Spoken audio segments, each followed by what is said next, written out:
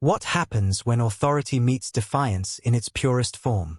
When a man accustomed to control, an admiral, a figure of discipline, precision, and power, thinks he can toy with someone else's identity, what unfolds when that someone refuses to flinch? On a crisp morning at the SEAL training base, the air heavy with salt and steel, a group of warriors gathers, their footsteps echoing like a drumbeat of impending judgment. Among them is a black father, a SEAL whose reputation precedes him, but who walks quietly, letting his presence speak for itself. The Admiral, known for his strict demeanor and sharp wit, decides to play a small, innocent joke, asking the father for his call sign. The question hangs in the air, light but loaded, a test masked as humor. Every eye in the room senses the tension. The moment seems simple, almost trivial, yet it carries the weight of unspoken histories, of microaggressions, of expectations, of pride and resilience. Then, a name slices through the air, Iron Ghost. And in that instant, the joke dies on the Admiral's tongue. Silence takes over. Power, carefully measured and wielded for years, freezes. Because some names, like some people, aren't meant to be broken, bent, or mocked. They command respect. They demand acknowledgement.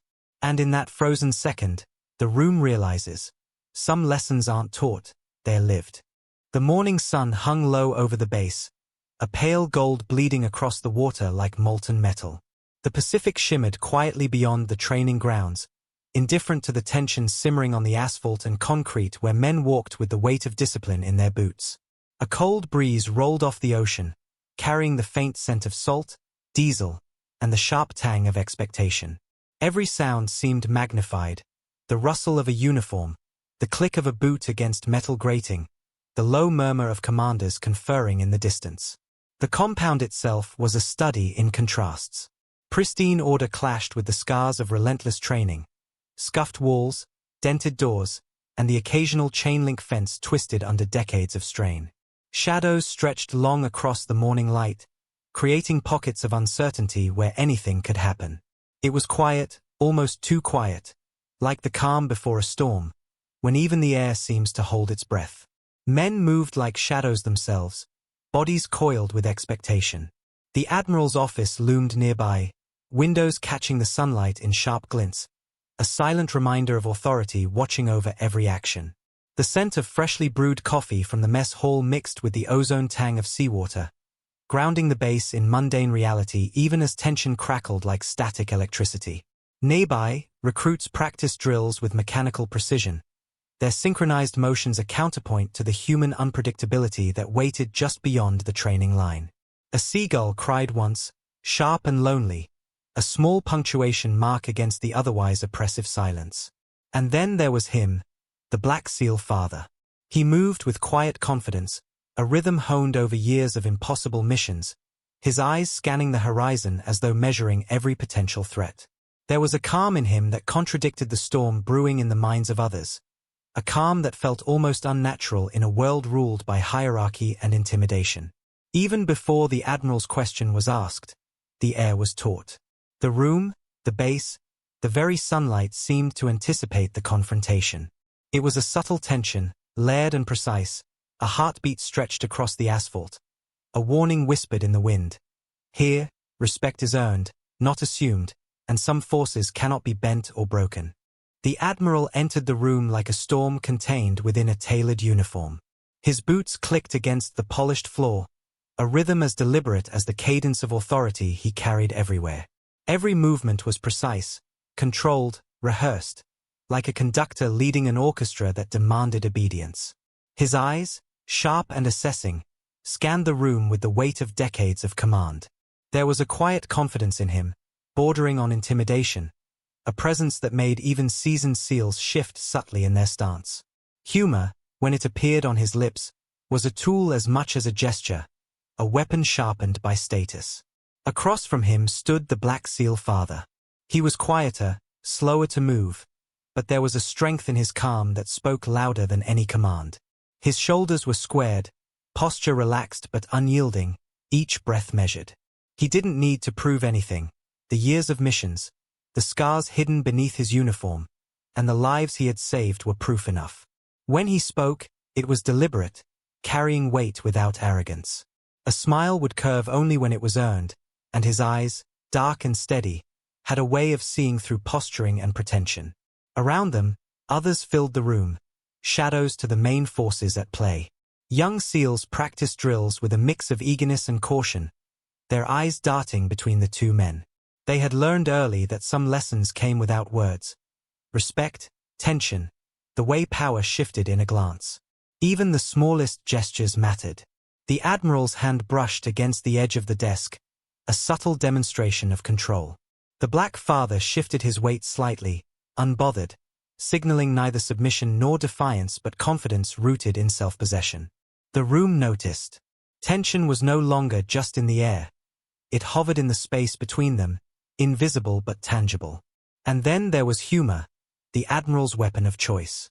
He leaned forward, voice smooth, testing, playful on the surface but edged with expectation. The Black Father responded not with words immediately but with a controlled stillness, a silence that demanded the other fill it. And when he finally spoke, his tone was calm, unshakable, the kind of quiet authority that doesn't need an audience, it simply asserts itself. In that room, dynamics were written in posture, gesture, and unspoken understanding. One man wielded control through status and history. The other wielded it through presence and mastery of self. And in this quiet battlefield of respect and identity, the first spark of confrontation waited, small and precise, ready to ignite. The room held its breath. The sunlight cutting across the polished floor seemed to hesitate, as if sensing what was about to unfold. The Admiral leaned back slightly, eyes narrowing with a calculated amusement. He had chosen his moment carefully, precise, like threading a needle. So, he began, voice smooth and deliberate, "What's your call sign?" The words were light on the surface, almost a joke. But the weight behind them was palpable. A room full of seasoned operators recognized the subtle challenge. Heads shifted imperceptibly. Boots pressed a little firmer into the floor. The question, casual in tone, was loaded with expectation. An opportunity to humble, to expose, to assert dominance. The Black SEAL Father looked up, unflinching. He did not smile, did not flinch, did not rush to answer. His body was still, grounded, a quiet counterpoint to the carefully poised energy of the Admiral. His eyes met the Admiral's, steady and unyielding, as though weighing the intent behind the words rather than the words themselves. The room felt smaller, compressed by the tension vibrating between them. A few seconds passed. It felt like a lifetime. The young SEALs shifted nervously, sensing the weight of history, hierarchy, and pride pressing down on a single moment. Even the hum of the fluorescent lights seemed louder, sharper, punctuating the silence with a mechanical insistence. The Admiral's smile tightened, a flash of impatience hiding beneath humor. He expected compliance, or at least a flinch, a slight, human acknowledgement of power. "Come on," he pressed, leaning in, voice dropping just enough to pierce the quiet. "What is it? Your call sign.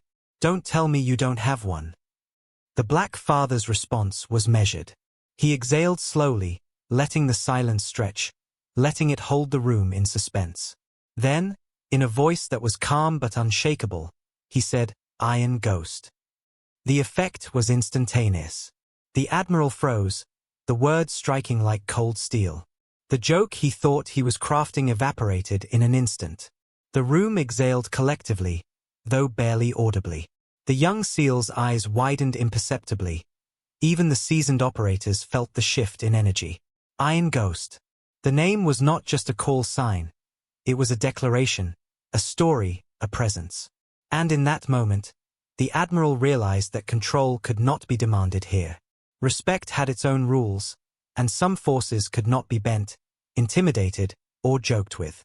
For a heartbeat, silence ruled. The air felt denser, heavier. The tension was no longer playful. It had transformed into recognition. A lesson delivered without threat, without force. Just presence. Quiet, undeniable, and complete. And in that room, the first spark had ignited. Something had shifted. The balance of power had quietly, irrevocably changed. The room was no longer just a room. It had become a theater of tension. Every shadow, every reflection on the polished floor, seemed to mirror the unspoken battle between authority and integrity. The Admiral, a man whose life had been defined by command, discipline, and unyielding control, now found himself confronting something he had never fully accounted for. A presence that could not be intimidated, bent, or diminished. Iron Ghost, quiet, steady, deliberate, stood like a pillar, unshaken by the Admiral's subtle maneuvers. The name itself carried weight, a history distilled into 2 words, and the energy it radiated shifted the room in ways the Admiral's rank and reputation could not counter. The young SEALs, watching, sensed the subtle oscillations of power. Posture, gaze, pause, breath. Here was a man whose authority was earned not through titles or medals, but through every mission survived, every life protected, every challenge met with unflinching resolve. The Admiral's ego bristled, a barely contained storm. He had always wielded humor and wit as weapons, masking expectation behind casual remarks, testing, probing, asserting dominance. Now, those tools faltered. His smile tightened, not with amusement but with a flicker of unease. He leaned forward, voice low, deliberate. Iron Ghost, interesting choice. You carry that name with pride, I assume. Iron Ghost did not respond immediately. The pause itself was a statement, a subtle assertion that words were not necessary to establish identity or command respect.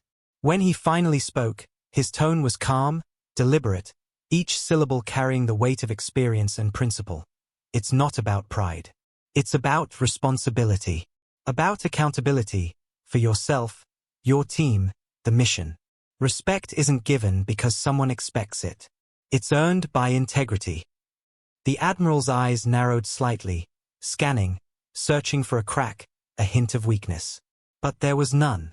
Iron Ghost's presence did not scream or shout. It simply existed, undeniable, a quiet force of moral authority that no rank could overshadow. And in that quiet, the Admiral began to feel the first real tremor of self-reflection. Around them, the room was still. The young SEALs watched the unspoken lesson unfold, their own understanding of leadership deepening with each measured word, each intentional pause. Here was a demonstration that power was not always about volume or aggression, that control could be earned through integrity rather than intimidation. The balance had shifted subtly but irrevocably. The Admiral exhaled slowly, a motion almost imperceptible, yet it carried the weight of realization. Authority, he recognized now, was fragile when confronted with genuine competence and calm assurance. Ego, long a shield and weapon, had its limits. And Iron Ghost, by refusing to yield to a superficial test, had exposed that vulnerability, not through confrontation, but through presence. The conversation continued, the words exchanged lighter now but loaded with meaning. The Admiral's questions, once laced with a performative sharpness, began to take on a tone of genuine inquiry, curiosity edged with humility. Iron Ghost answered with clarity and brevity, never condescending, never defensive, simply honest, the cadence of his voice reinforcing the lessons of integrity and accountability. And then the shift became undeniable. The room itself seemed to acknowledge it, the young SEAL's posture relaxing yet attentive, sensing that hierarchy was no longer dictated solely by rank.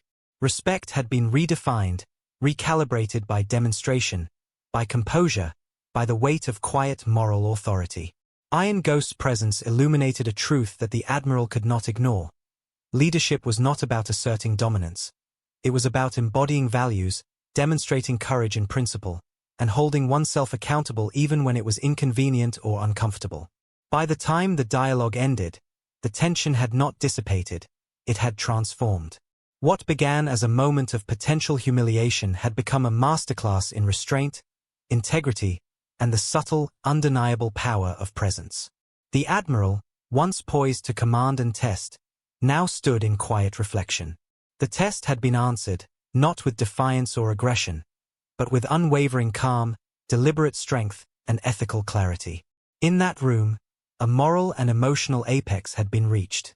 The black thread of principle had woven itself through the interaction, uniting observation, reflection, and action into a single, unforgettable lesson.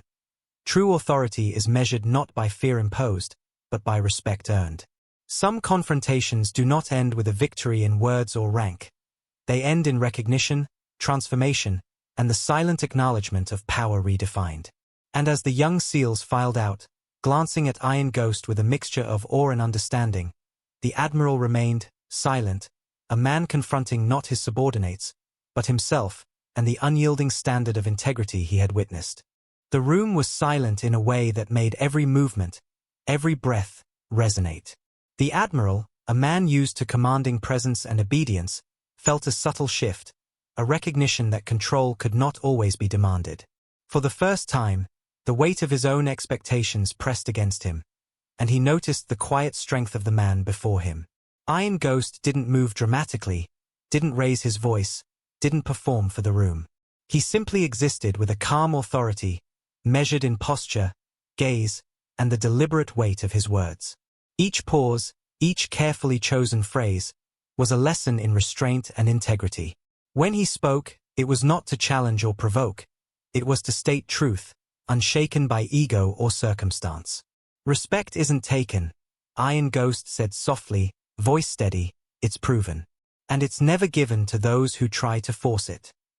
The Admiral exhaled slowly, almost unconsciously, as if the words had settled into the space between them and shifted something fundamental. In that instant, he understood. Authority alone was fragile. Ego alone was insufficient. Power without accountability was hollow. The young SEALs, watching the interaction unfold, caught the subtle cue, the acknowledgement that strength could be quiet, presence could be deliberate, and leadership could manifest without loudness or posturing. The lesson was clear. True influence came not from intimidation, but from integrity, composure, and unwavering principle. The room, once a stage for potential humiliation or assertion, became a mirror. The Admiral recognized his own limitations, his untested assumptions, and the stark difference between authority imposed and authority earned. Iron Ghost's calm defiance had shifted the balance, not through conflict, but through the undeniable force of truth. In that frozen moment, the realization struck. Some people, some names, some presences cannot be bent. They command respect simply by being, by embodying what others aspire to. And the Admiral, a man seasoned by decades of command, quietly understood that he had just witnessed a masterclass in power and integrity. A lesson delivered not with violence or volume, but with steadfast, deliberate presence. The turning point had arrived, subtle yet irrevocable. The air itself seemed lighter, yet charged, as if acknowledging that something fundamental had changed. Power had been redefined in the simplest, most profound way, through truth, calm, and unwavering strength. The room had returned to its ordinary rhythm, but the energy lingered, subtle yet unmistakable. Iron Ghost stood near the edge of the training floor, shoulders squared, posture still deliberate. The Admiral, once a figure of absolute authority, now moved with a quiet restraint, his eyes softened with reflection rather than challenge. The lesson had been absorbed, though silently. No words could fully capture the gravity of what had transpired. Outside, the base hummed with routine. Young SEALs running drills, officers conferring over schedules, the faint hiss of the ocean against the shoreline. Yet inside that single room, something fundamental had shifted. Authority had been questioned, ego had been measured, and integrity had quietly prevailed. The young SEALs, lingering to observe, carried with them a profound understanding that some lessons were delivered not through reprimand, but through presence. Later, in the Admiral's private office, he sat quietly, reviewing reports, but his mind replayed the moment. Iron Ghost's calm defiance, the weight of the call sign, the undeniable authority rooted not in rank but in truth. He recognized a rare clarity. Leadership was more than command. It was accountability, consistency, and the courage to stand firm when provoked. For all his years of experience, he had underestimated the subtle force of presence and principle. Iron Ghost, meanwhile, continued his duties with quiet professionalism, unaware of the ripple his words and composure had created. To him, this was simply a day in service, another mission in life, another moment of integrity upheld. Yet the impact was profound. Respect had been earned without confrontation, boundaries had been reinforced without aggression, and a silent, indelible victory had been achieved. The fallout did not require celebration or spectacle. There was no dramatic courtroom scene, no shouted reprimand, no public vindication.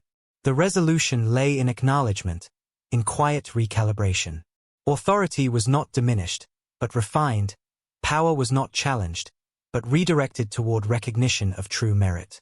Iron Ghost's presence had reminded all present that some standards cannot be negotiated, some lessons cannot be taught through force, and some victories are defined not by revenge, but by steadfast principle. In the end, the room felt lighter, though still charged with respect and awareness. The young SEALs filed out, glancing briefly at Iron Ghost, carrying his lesson into every future drill, every mission, every decision. The Admiral remained, thoughtful yet changed, the first seeds of humility and understanding taking root. And as the sunlight fell across the training floor one last time that afternoon, it highlighted a simple, enduring truth: true strength does not shout. True power does not demand. And some victories, the most profound ones, are earned in silence, through integrity, calm, and unwavering resolve. In the quiet aftermath, the lesson lingered longer than any words could capture. Iron Ghost had not raised his voice. He had not demanded attention. Yet in his calm, deliberate presence, he had shifted the balance of power, not through intimidation, but through integrity. The Admiral, seasoned by decades of command, had been reminded that authority without understanding is fragile, and rank without accountability is hollow. True leadership, the story whispered, is measured not by fear imposed but by respect earned. It is tested not in loud confrontation but in quiet, unwavering principle. Some victories are not celebrated. They are absorbed, acknowledged, and carried forward silently, shaping behavior, choices, and character long after the moment has passed. And so the moral settled, clear and undeniable. Strength is quiet, power is earned, and integrity cannot be negotiated. Authority without empathy isn't leadership, it's just a uniform. In the subtle triumph of calm over ego, the real lesson revealed itself. The most profound victories are the ones won without force, but with unshakable presence, principle, and quiet courage.